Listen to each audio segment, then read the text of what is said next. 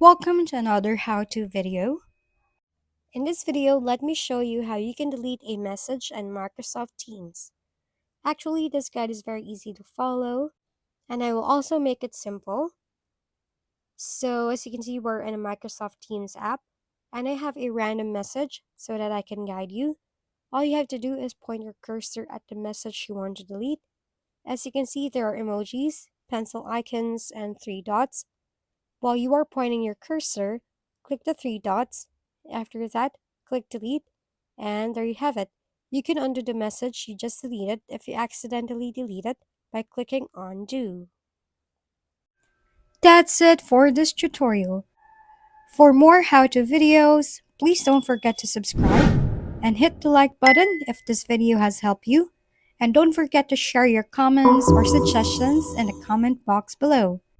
Thanks for tuning in, and we'll see you next time.